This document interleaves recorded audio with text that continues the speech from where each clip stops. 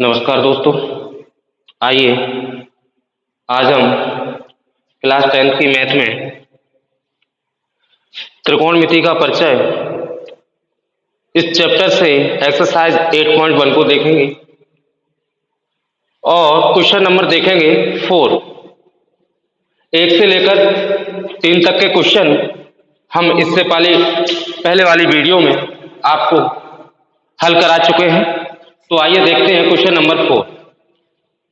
Question number 4 दिया हुआ है 15 cot A = 8। तो यहां से cot A की वैल्यू निकालेंगे। cot A = 8 अपॉन जो संख्या इधर मल्टीप्लाई में है इधर भेजते ही ये डिवाइड में पहुंच जाएगी, 15 हो जाएगा। क्या हो जाएगा? 15। अब हमने एक आपको फॉर्मूला बताया था लाल बट्टे कक्का से, ये जो वैल्यू होगी वो साइन की होगी और ये जो वैल्यू होगी वो कॉस की और ये जो वैल्यू होगी वो होगी टेन की। जब नीचे से देखेंगे तो ये वैल्यू हो जाएगी हमारी कोसेक की और ये सेक की और ये कॉट की। अब हमें हालांकि दिया हुआ है यहाँ पे कॉट ई, तो कॉट थीटा इक्वल टू क्या आ जाएगा? आधार ए से आधार, एल से लंब, आधार बट्टे लंब आ जाएगा। क्या आ जाएगा? आधार बट्टे लंब। तो कॉट ए इक्वल टू हम जानते हैं कि आधार बट्टे लंब होता है। यहां से हम तुलना करेंगे। क्या करेंगे? तुलना करने पर जब तुलना करेंगे तो आधार इक्वल टू हमें प्राप्त तो है 8 और एल इक्वल टू 15। यहां से पाइथागोरस की प्रमेय से हम कर्ण को निकाल सकते हैं। पाइथागोरस प्रमेय होती है कर्ण का वर्ग बराबर लंब का वर्ग प्लस आधार का वर्ग, कर्ण का वर्ग यानी लंब दिया हुआ है हमको 15 का स्क्वायर, 8 का स्क्वायर,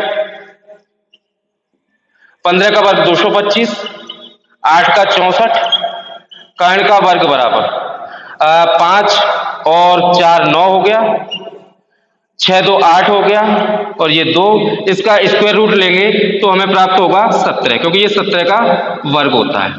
अब इसमें से हमें जो पूछा है वो पूछा है साइन ए और सेक ए का मान। किसका? साइन ए और सेक ए का मान। देखिए साइन ए बराबर हमारा होता है लंब बट्टे कर्ण। लिखिएगा लंब बट्टे कर्ण। साइन ए जो लंब है हमारा वो 15 है, कर्ण जो आया है वो 17 है। तो ये तो वैल्यू होगी हमारी साइन ए की। सेक ए, सेक ये रहा कर्ण बट्टे आधार के upon A. Sec A equal to 17 बट्टे आधार जो है वो 8 है। तो इस प्रकार से ये हमारा क्वेश्चन नंबर हल हो जाता है 4 और ये इसका हो गया आंसर। अब हम सेम तरीके से देखेंगे क्वेश्चन नंबर 5 को। क्या है? सेक थीटा इक्वल टू 13 बट्टे 12। तो सेक का जो वैल्यू है अभी आपने लिखा था कि सेक थीटा बराबर क्या होता है? कर्ण बट्टे आधार। वाई कंपैरिजन, कर्ण का जो वैल्यू है वो 13 आ जाएगा, आधार का जो वैल्यू है वो 12 आ जाएगा। यहां से आप पाइथागोरस प्रमेय को लगाएंगे तो कर्ण वर्ग बराबर लंब वर्ग प्लस का आधार वर्ग, कर्ण यानी 13 का वर्ग, लंब निकालना है, आधार 12 का वर्ग। जब लंब का वर्ग निकालोगे तो ये संख्या इधर आएगी, 13 का वर्ग 169 माइनस का 144, लंब वर्ग बराबर हमको प्राप्त होगा 9 में से 4 गई 5 बची, 6 में से 4 गई 2 बची, 1 में से 1 0, यानी लंब बराबर 5 आ गया। कितना आ गया? 5। अब इसके हमें शेष त्रिकोणमितीय अनुपात निकालने हैं। सॉरी, जो कुल हमारे ट्रिग्नोमेट्री रेशियो होते हैं यानी कि त्रिकोणमितीय अनुपात होते हैं वो 6 होते हैं। Sine theta, cos theta, tan theta, cosec theta, sec theta, cot theta, जिसमें से सेक थीटा हमको दिया हुआ है। अब sine, cos, tan, cosec, cot निकालने हैं। तो सबसे पहले हम निकालेंगे साइन थीटा को, और साइन थीटा हमारा क्या होता है? लंब बट्टे कर्ण। ऊपर देखेंगे तो लंब का जो वैल्यू है वो 5 अभी निकाला है और कर्ण जो है वो हमारा 13 है। कितना है? 13। साइन थीटा का मान हो गया। अब निकालेंगे कॉस थीटा। कॉस थीटा होता है आधार बट्टे कर्ण और आधार की जो वैल्यू है वो 12 है, कर्ण है वो 13 है। इस प्रकार से हमारा ये आ गया क्वेश्चन नंबर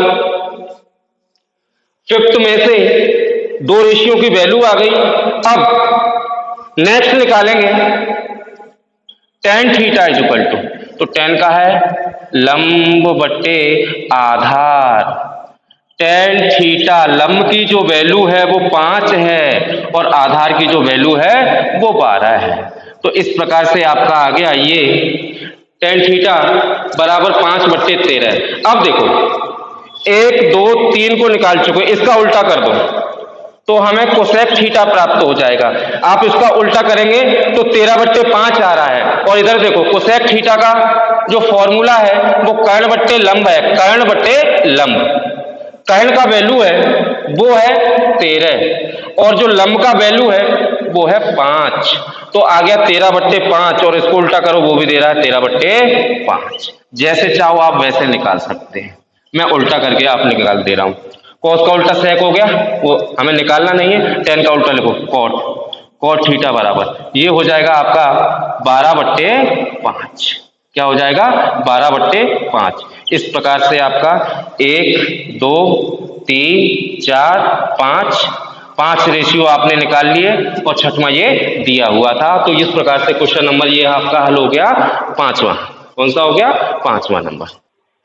आइए अब हम हल करेंगे क्वेश्चन नंबर 6 को। क्वेश्चन नंबर 6 हमारा इस प्रकार है, यदि एंगल ए और एंगल बी न्यून कोण हो जहां cos ए बराबर cos बी, तो दिखाइए कि कोण ए बराबर कोण बी।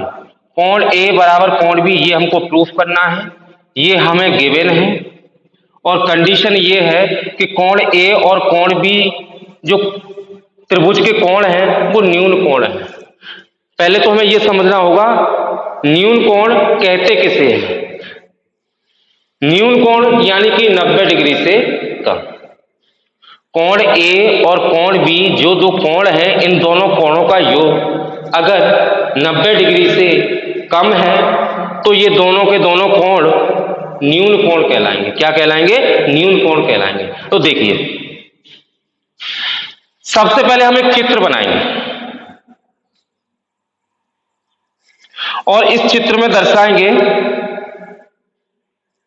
कि कोण ए और कोण बी न्यून कोण है। यहां तो हो गया हमारा राइट एंगल, तो यहां ना तो ए आ सकता ना बी आ सकता। क्यों नहीं आ सकता? क्योंकि ये न्यून कोण है। ए बी और ये सी, त्रिभुज हमारा बन गया एबीसी, जो कैसा है? समकोण त्रिभुज है। कैसा है? समकोण त्रिभुज है। तो देखो हमें क्या प्राप्त है, यहां से हम क्वेश्चन को हल कर रहे हैं। वी गिवन हमें दिया है, क्या दिया है? cos ए बराबर cos बी।